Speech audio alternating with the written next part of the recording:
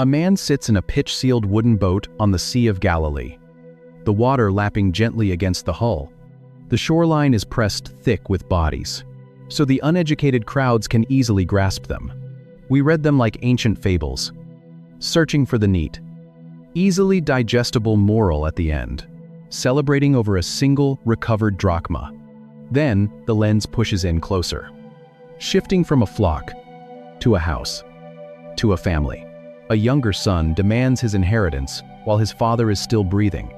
He takes the money, travels to a distant country, and burns through the silver until he is quite literally standing in the mud. Smelling the sour stench of pig manure, his stomach cramps with a hunger so severe he considers eating the animal's slop. He rehearses a desperate apology and begins the long walk home on the dusty road. But his father does not wait for the apology. The old man sees the boy from a distance. In the first century Middle East, an elder patriarch never runs. It requires lifting his robes, exposing his legs, and sacrificing his public dignity. But the father hikes his garments and sprints down the dirt road, throwing his arms around a boy, who still smells of the pig pen. He demands a heavy signet ring for the boy's hand, leather sandals for his bare feet, and the slaughter of the fattened calf. The sequence is deliberate. 1 in 100. 1 in 10. 1 in 2. The math shrinks, but the emotional gravity expands. Jesus is looking directly at the Pharisees who believe the outcasts should be. Be kind to your enemy. Forgive people who hurt you. Don't be greedy. But if you look closer at the political tension of first-century Roman occupation, systematically purged from the Holy Camp, these stories are not a warning about the dangers of wandering. They are an aggressive defense of God's obsessive, uncalculated pursuit. He is showing the religious elite that the kingdom of heaven does not sit on a throne, waiting for the lost to clean themselves up. It lights a lamp. It walks into the thorns. It runs down the road. But while the Father's house echoes with music and dancing, Jesus does not let the crowd stay at the party forever. The joy of the recovered son is a profound comfort. But the parables are about to take a terrifying turn. The celebration fades, and he begins to tell a new set of stories. Stories that carry the heavy, suffocating scent of final judgment. A heavy door slams shut in the middle of the night. A master demands his buried silver. A rich man begs for a single drop of water on his burning tongue. A king separates two flocks of animals on a hillside. The tone shifts. The celebration ends. The ledger is opened. We do not like the judgment parables. We skip them. We edit them out of our modern theology. We prefer the running father. We prefer the searching shepherd. At the exact moment in his ministry when he suddenly shifts his speaking style, at the explicit reason he gives for telling them, you start to see, we prefer the grace that asks nothing of us. But Jesus does not curate his message for our comfort. He speaks of a final sorting. He speaks of a definitive line. He speaks of an hour when the time for choosing is permanently over. 10 bridesmaids wait in the pitch black. 5 carry extra oil in clay jars. 5 carry nothing. The bridegroom delays. Sleep takes them all. Midnight hits. A shout rings out. The torches must be lit. The 5 empty-handed women panic. They beg for oil. They are refused. They run into the dark streets to find a merchant. They return to the house. They knock on the heavy wood. A voice from inside answers with absolute finality. I do not know you. A wealthy master hands out bags of heavy gold. He leaves on a long journey. He returns to settle the accounts. 2 servants took risks. They traded in the noisy markets. They doubled the weight of the metal. The master rejoices. But the 3rd servant dug a hole. He hid the gold in the cold dirt. He let fear paralyze him. The master does not show grace. He strips the cautious man of everything. He casts him into the outer darkness, something the fable reading completely misses. The parables are not illustrations meant to clarify. They are filters meant to separate. A king sits on a throne of glory. He divides the nations of the earth. He puts the sheep on his right. He puts the goats on his left. The criteria for the sorting shocks everyone. The division is not based on perfect theology. It is not based on flawless temple attendance. It is based on a cup of cold water. It is based on a piece of bread. It is based on a visit to a damp, rotting prison cell. We want to read these stories as threats. We read them as the angry outbursts of a frustrated deity. But the judgment parables are not a contradiction of His grace. They are the terrifying validation of our free will. God will not force you to the party. He will let you stay in the dark. He will let you bury your potential in the dirt. He will let you walk past the starving beggar. He will let you choose your own separation. He honors your autonomy right up to the bitter end. The door is eventually locked. The silver is eventually counted. The line is eventually drawn. But before that final hour arrives, Jesus aims this weaponized storytelling at the people who currently hold all the keys. He turns His face toward the religious elite. And the way He dismantles their authority is a masterpiece of public warfare. Jesus was not acting like a modern public speaker trying to keep a distracted audience engaged. He was diagnosing something. Two men walk up the wide stone steps of the Temple Mount. One is a Pharisee. He is the keeper of the law.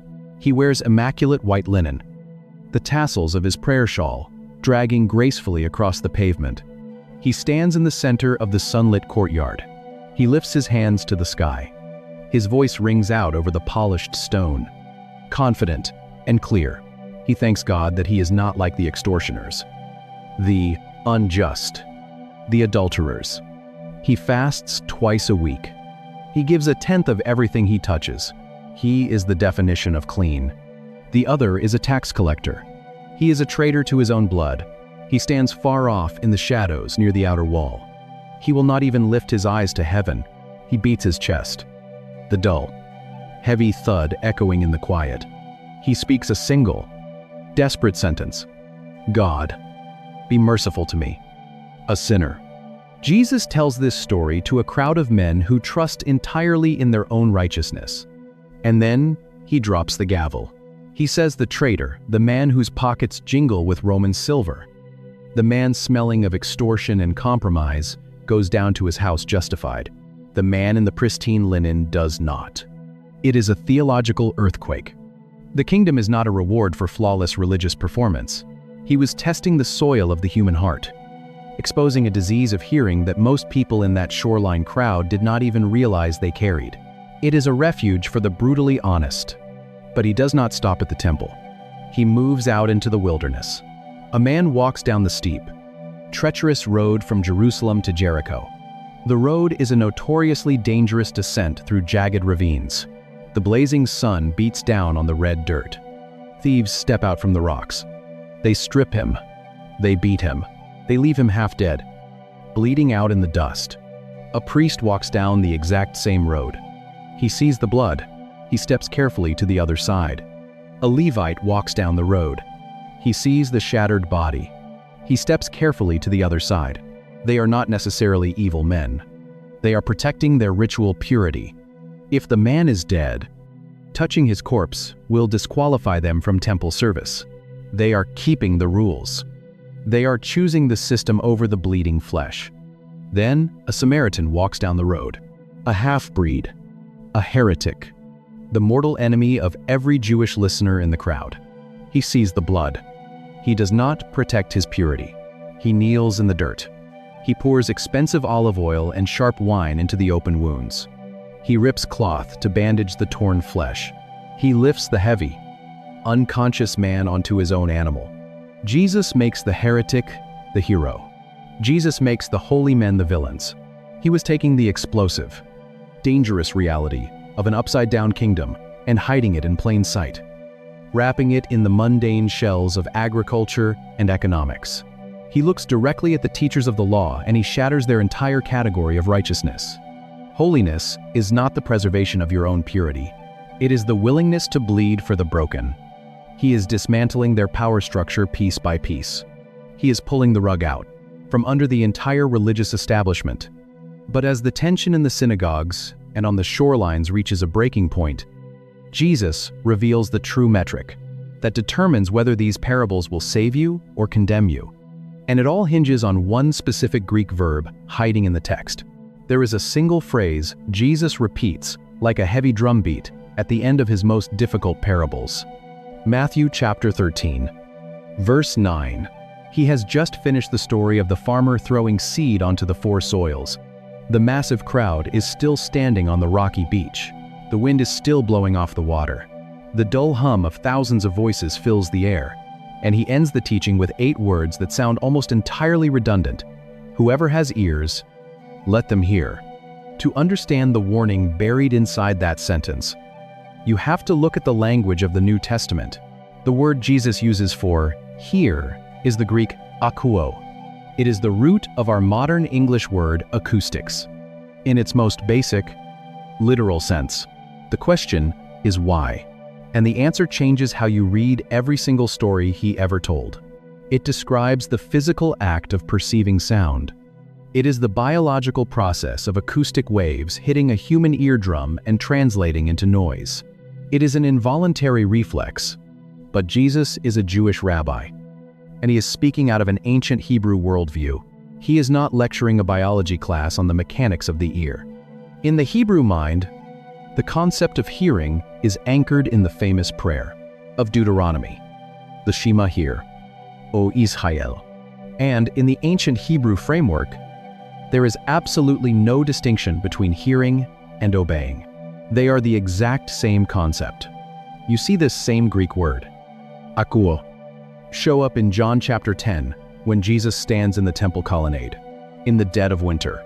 He looks at the religious leaders and says, "My sheep hear my voice, and I know them, and they follow me." The hearing and the following are completely inseparable.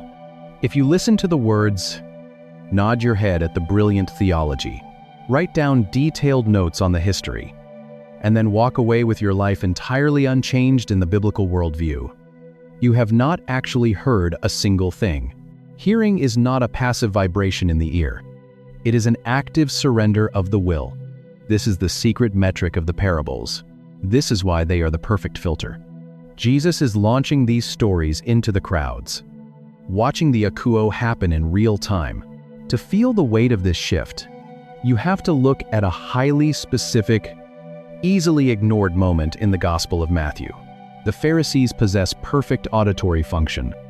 They have memorized the scrolls of the Torah, but they are entirely deaf to the kingdom, standing right in front of them.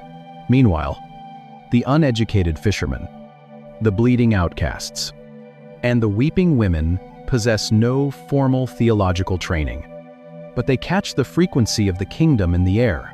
The parables expose the condition of the soil. They reveal whether a person is merely listening for entertainment or listening for survival. But as his ministry reaches its climax, the crowds begin to thin. The parables have done exactly what they were designed to do. The proud have walked away, confused.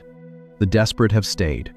And it all leads to one final, remarkably quiet summary statement in the Gospel of Mark.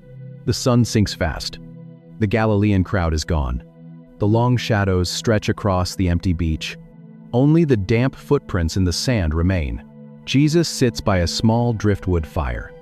The gray smoke rises straight into the cool night air.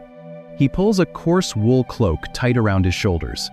The disciples sit in a tight circle. The dry wood crackles. The dark water laps against the boat hull.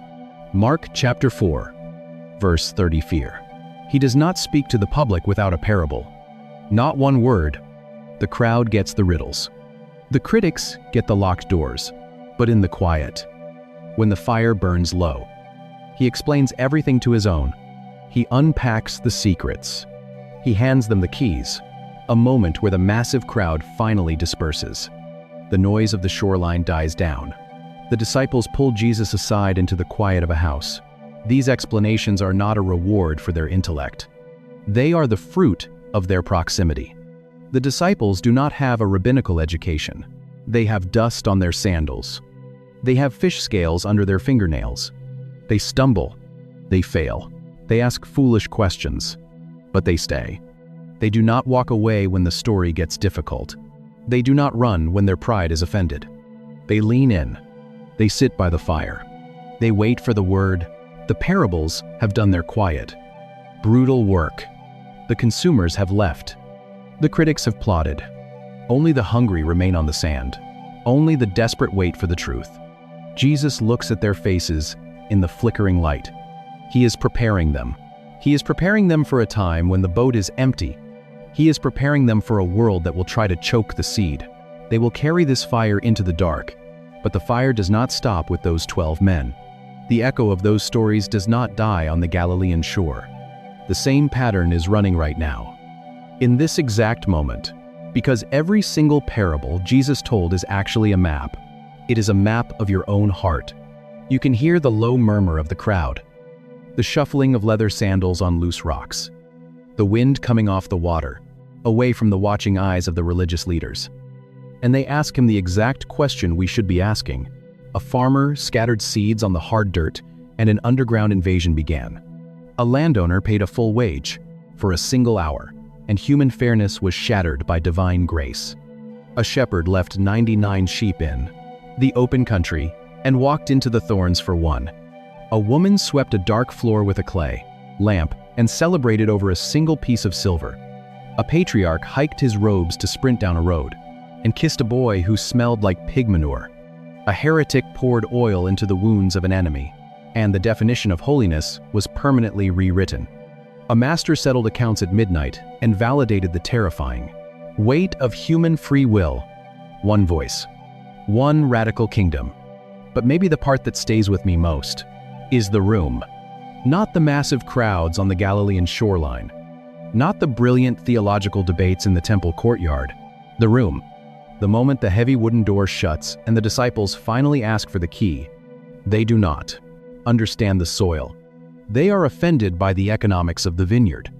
They are frustrated by the riddles. But the heavy wooden door shuts, and the noise of the shoreline fades.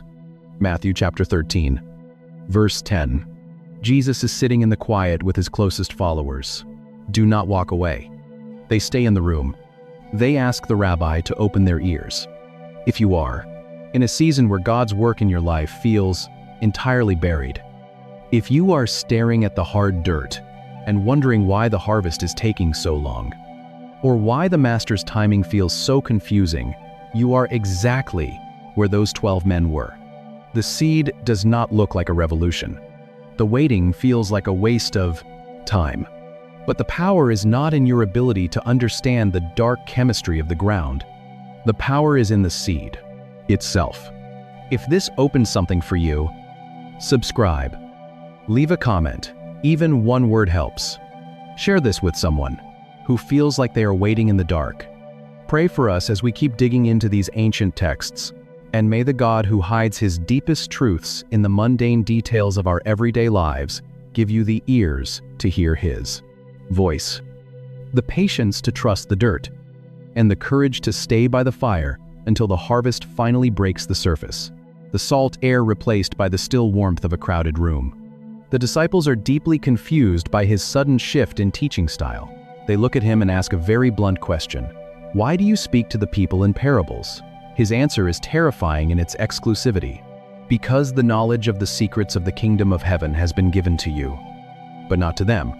To understand what Jesus is actually doing in this room, you have to look at the Greek word Matthew uses to describe these stories. The word translated as parable is the Greek parabole. It is a compound word formed from two distinct roots. The prefix is para, which means alongside or beside. Think of a parallel line, or a paramedic who works alongside a doctor. The second half is the verb ballo, which means to throw, to cast, or to drop. A parable is literally something thrown alongside something else. It is a comparison placed side by side with a mystery. In classical Greek rhetoric, a parable was a tool for clarity, but Jesus was not a classical Greek philosopher. There are fishermen with salt-cracked hands, Pharisees in pristine linen robes, tax collectors carrying heavy coin purses, and mothers holding hungry children. He was a Jewish rabbi steeped in the Hebrew scriptures. And in the Hebrew mind, the equivalent word was mashal, and a mashal carried a much sharper, heavier edge. It was often a proverb, sometimes a riddle, and occasionally a dark, taunting saying meant to provoke the listener into wrestling with a hidden reality. A parable is not a window designed to make the view perfectly clear. It is a locked door designed to see who is willing to look for the key. Why would a savior intentionally veil his message? Because the political and religious climate of first-century Judea was a powder keg waiting for a spark. If Jesus had stood on that shoreline and plainly announced, "I am the true king, and the Roman Caesar is an impostor," the Roman legions would have executed him before the sun went down. If he had flatly declared that the temple system was entirely corrupt and God was bypassing the Pharisees entirely, the religious elite would have picked up stones right there on the beach. So he takes the explosive, treasonous, paradigm-shattering truth of his kingdom, and he throws it alongside the utterly mundane. He hides a cosmic revolution inside the daily grind of peasant life. He takes the eternal architecture of God's reign and buries it in farming equipment, baking ingredients, and lost livestock. They have come for a rabbi. They have come for a revolutionary. He opens his mouth to speak, but he does not give them a theological treatise. The religious scholars hear a quaint story about agriculture and walk away unimpressed, utterly blind to the fact that their entire theological framework has just been dismantled. But those who are hungry, those who know they are spiritually bankrupt, lean in closer to ask what the dirt and the seeds actually mean. But the genius of the parable is not just what it hides from the proud. It is how it behaves once it gets inside you. When you look at the very first category of stories Jesus throws out into the world, you realize he is obsessed with a specific kind of silent violence happening just beneath the surface of the earth. A man walks into a field. He carries a rough leather pouch. He reaches in. He throws. Seeds hit the packed dirt of the walking path.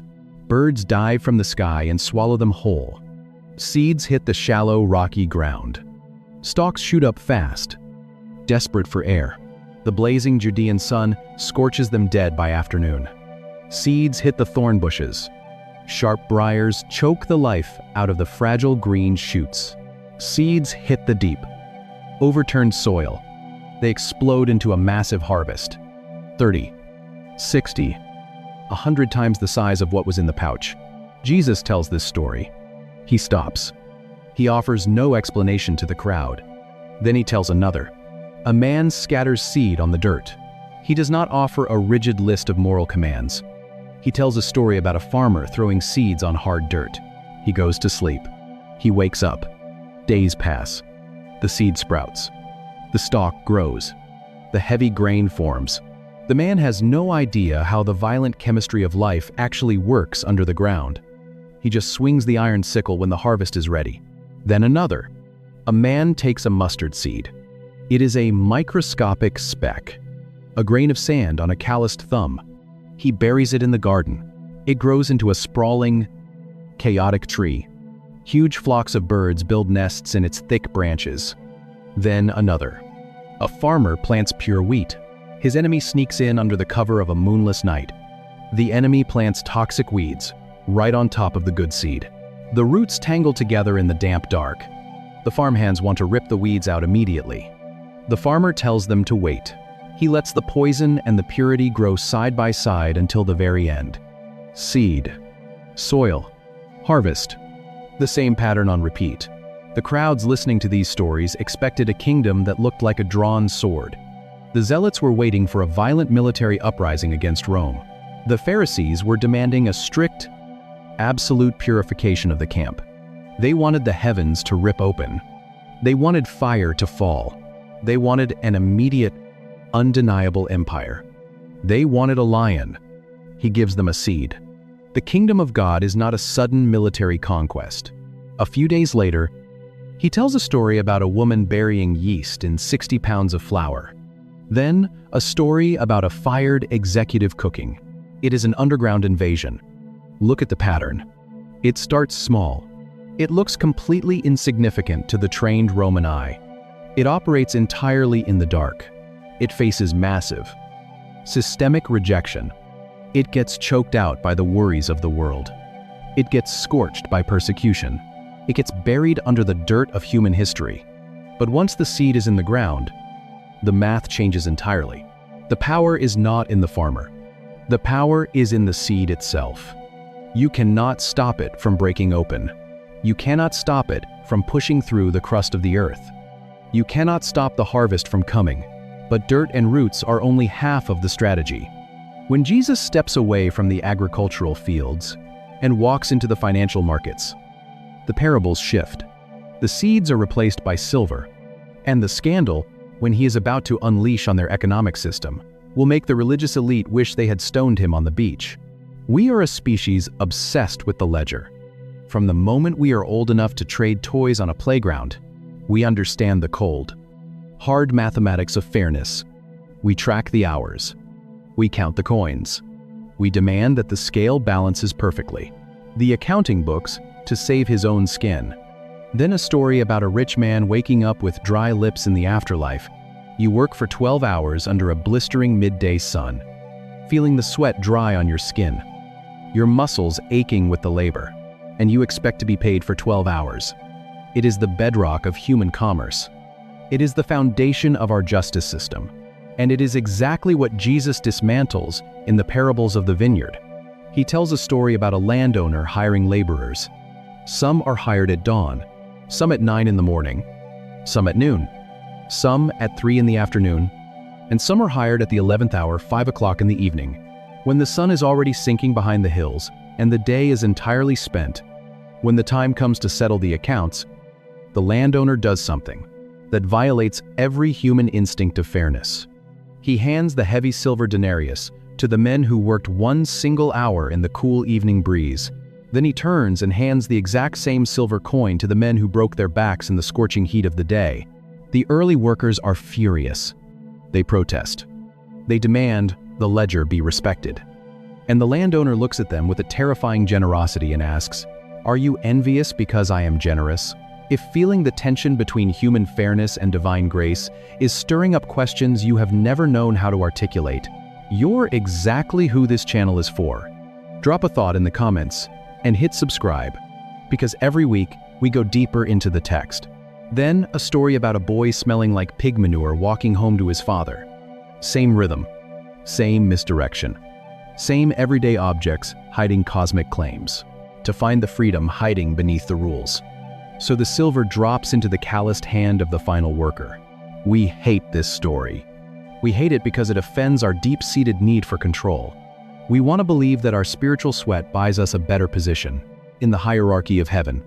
We want to hand God our resume of moral achievements and demand a proportional payout. But Jesus is not teaching a lesson on fair labor practices. He is revealing the terrifying nature of his grace.